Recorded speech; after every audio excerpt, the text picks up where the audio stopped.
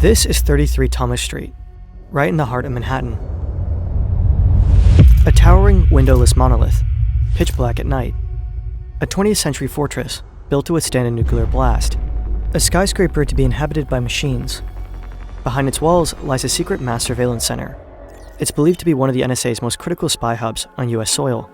It's a key location for some of the agency's biggest operations.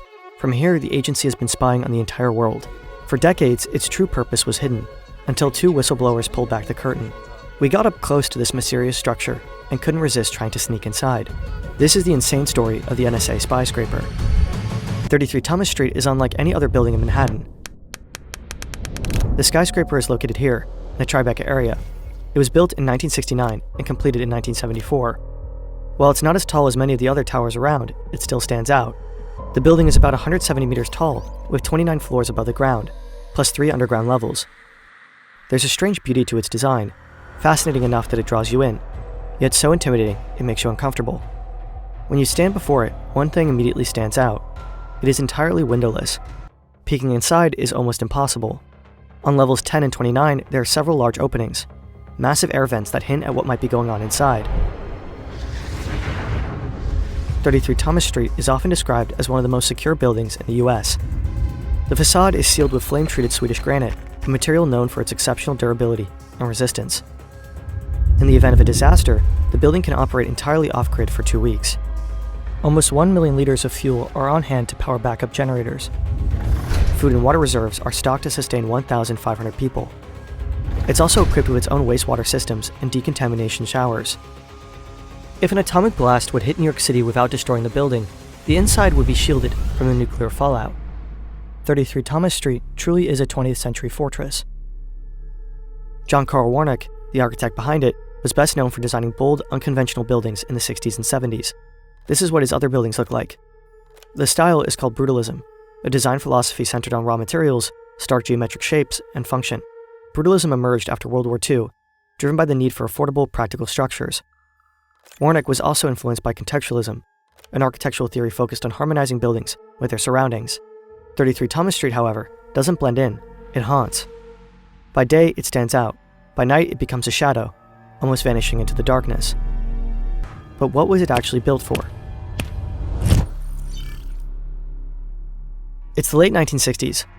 As the world becomes more connected, the demand for efficient telecommunication is expanding rapidly.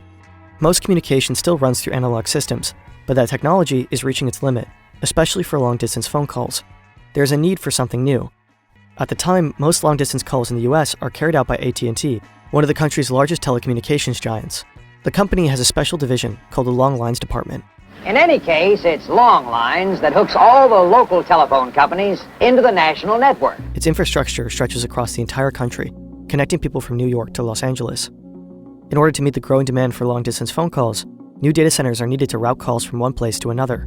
As AT&T's network keeps growing, 33 Thomas Street is set to become one of the company's most important hubs in the US, capable of processing millions of phone calls per day. Over time, the building becomes part of the Long Lines Department, earning its other nickname, the Long Lines Building. In some of Warnock's original design documents, the building is simply referred to as Project X, a visionary monument with modern capabilities, with architecture that perfectly serves the needs of machines. And unlike humans, machines don't need windows, just powerful ventilation systems to handle the heat they generate and keep temperatures stable. 33 Thomas Street is packed with tech. These are some of the only publicly available photos taken inside the building. Racks filled with electronics, rooms packed with telephone equipment, massive rows of batteries, likely part of the backup power system. At the heart of it all, 3 enormous 4ESS switches. Each switch is made up of multiple individual machines. At the time, they are the largest high-capacity digital switches ever built, and the first system to route phone calls digitally. This is how they work. Imagine you live in New York and you want to call your niece in California. When you pick up the phone and dial her number, your local phone system routes the call to a central hub, in this case, 33 Thomas Street. Inside, your voice is digitized and passed through a switch that sends the calls to its destination. The 4ESS switching machines are smart. They automatically select the best path to route your call across the network, a major innovation back then. Now the backbone takes over. Microwave relay towers transmit the signal from one to the next, spaced roughly 30 miles apart. Your call hops from tower to tower until it reaches another hub, with the same type of switch in California. At the end of the line, your niece picks up, and just like that, you're connected. Over time, the relay towers vanished. Fiber optic cables took over, carrying much more capacity, but the need for central hubs remained. By the 1990s, an average of 175 million calls per day passed through 33 Thomas Street. With millions in and around New York City increasingly depending on uninterrupted communication, this facility had to be absolutely secure. The Long Lines building became the nerve center of communication in New York City. In fact, it became indispensable. September 17, 1991, the middle of the night. A power failure at 33 Thomas Street shuts down half the phone traffic. Calls in and out of New York go dead. Air traffic control also goes down at 3 major airports. Flights are thrown into chaos, some delayed by as much as 4 hours. The power failure was caused by a combination of technical and human error. 2 4ESS switches shut down completely. A third is partially affected. Of course, 33 Thomas Street is prepared for this, or at least it should be. But due to yet another technical failure, the backup generators don't kick in. As a result, over 5 million calls are blocked, and air traffic communication to nearly 400 airports is disrupted. On this day, 33 Thomas Street proves just how critical it is to the nation's telephone infrastructure. Sure would be nice to tap that.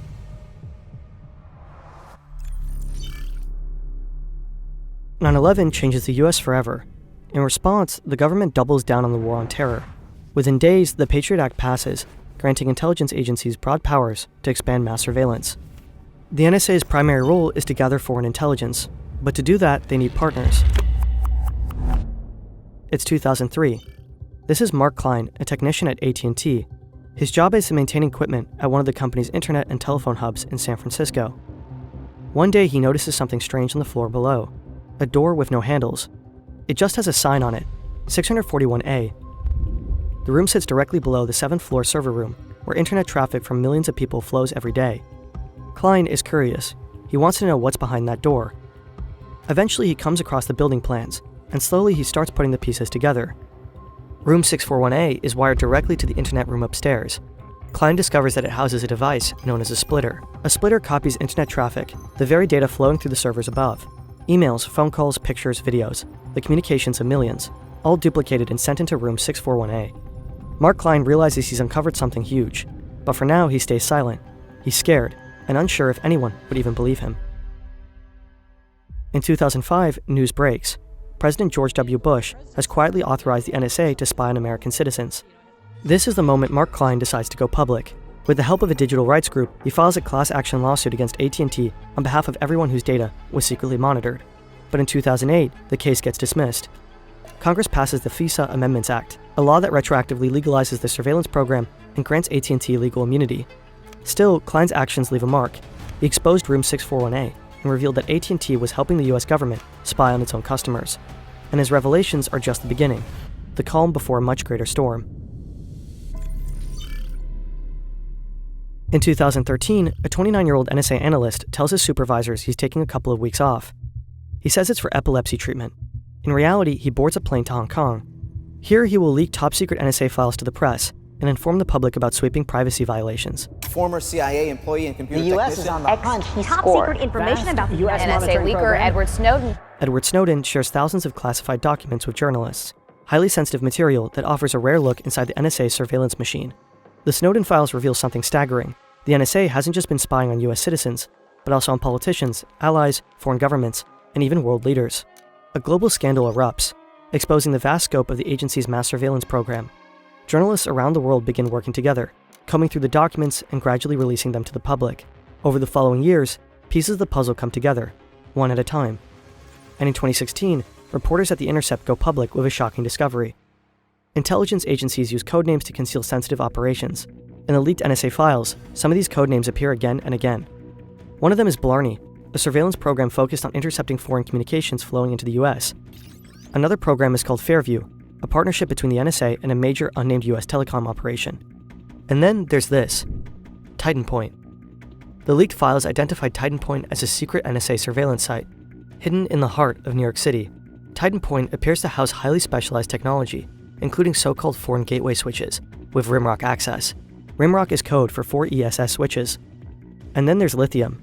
According to the files, Lithium is a partner responsible for supervising Titan Point. Earlier reporting had already revealed what Lithium really stands for, AT&T, the owner of 33 Thomas Street. Journalists at The Intercept start connecting the dots, and they conclude that Titan Point is a codename for the Long Lines building. Their investigation reveals that NSA has been using 33 Thomas Street as a major mass surveillance site. The building even shows up in a leaked travel guide meant for NSA agents. They're told to prepare cover stories for both family members and co-workers. Agents must also use a cover vehicle provided by the agency when visiting a site like 33 Thomas Street. According to the handbook, the NSA works closely with the FBI, which handles security at Titan Point. Conveniently, the FBI has offices right next to the skyscraper. So here is 33 Thomas Street, and there is the FBI building. The guide also describes how to enter the building. You literally just ring the buzzer, or an NSA agent with their cover story on lock. We will never know. But what exactly is the NSA doing here? According to The Intercept, there's a hidden room inside 33 Thomas Street, one that closely resembles Room 641A. In the Snowden leaks, it's referred to as a Sensitive Compartmented Information Facility, or SCIF for short. This room enables the NSA to tap into virtually all communications passing through the building. First, there are the 4 ESS switches inside the building, the routers that process millions of phone calls each day. Then, if you look at the rooftop of the building, you'll see massive satellite dishes. It's the only location in New York City where AT&T holds an official license for satellite Earth stations. These dishes are likely part of Skid Row, a surveillance system designed to intercept internet data passing between satellites. They most likely capture video calls and video conferences. All intercepted data is funneled through an AT&T interface, then sent directly to NSA headquarters in Maryland. The NSA can then access it through a system called X-Key Score. I can see who you talked to. I can see who your friends on Facebook are. I can see the text messages you sent. I can read the emails you wrote. The NSA has developed its own search engine, a kind of Google for spies. X-Key Score lets NSA agents dig deep into anyone's life. Every bit of data captured from 33 Thomas Street and other hubs is at their fingertips, ready to be searched and analyzed. Let's say I want to read John Key's email. I enter his email address, and it sends that search to every one of these sensor networks around the world. And they search their local database of metadata and content, the content of all communications that pass through these sites. AT&T cooperated with the NSA in many instances. Internal documents even praise the company for its extreme willingness to help with NSA's missions. In 2003, a secret court order allowed AT&T to help the NSA wiretap all internet communications from the United Nations headquarters in New York. To this day, AT&T never publicly acknowledged its cooperation with the NSA, or what happens inside 33 Thomas Street. We reached out to AT&T for comment, but received no response. A 2018 report by The Intercept suggests that there are at least 8 other sites across the US, operated by AT&T, that the NSA may be using for surveillance. Chicago, Los Angeles, San Francisco, Seattle, Washington, D.C., they all look alike. Strange, windowless buildings. Architecture, not meant for people, but for machines. Machines hungry for the data of millions. To us, 33 Thomas Street, with its mysterious, humming presence, remains the most interesting one of them all, and also the most terrifying.